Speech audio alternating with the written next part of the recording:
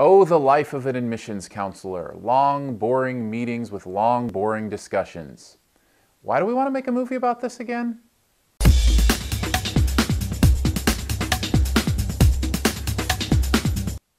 Admission is the name of the movie. Tina Fey and Paul Rudd star in this comedy about an admissions counselor, played by Tina Fey, who finds herself in the interesting position of deciding whether or not somebody she may or may not be related to gets into Princeton.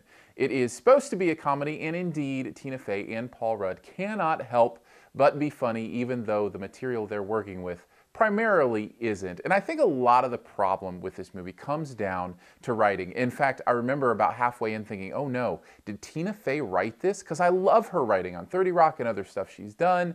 And I'm thinking, no, this is a big fail. And finally I got to the end and it wasn't her name on the screen next to writer, and I got really, really happy because I can still be a big fan, because this is just not written that well. There's this scene early on in the movie where it just has one of those little mix-ups that the continuity error, where somebody's reading a book and in one frame the book looks like they're halfway through it, and in the next frame they're only a few pages in, and in the next frame they're all the way through the book, and so it's just an inconsistency, and whatever, continuity error, big deal. But it kind of reminded me of this movie. Like, I didn't know where I was in this movie half the time, or where's the plot going? What's it doing? What does it mean to these characters? And I just felt like it was all kind of jumbled, and it reminded me of that scene. Tina Fey and Paul Rudd are very funny, and I should mention that. There are certainly scenes in this that will have you smiling and laughing, and there's a heart to this that I wasn't necessarily expecting, that I think they pull off well, having to deal with the relationships of the characters. The problem is, it's hard enough to get into the characters' lives to really feel like you're invested in those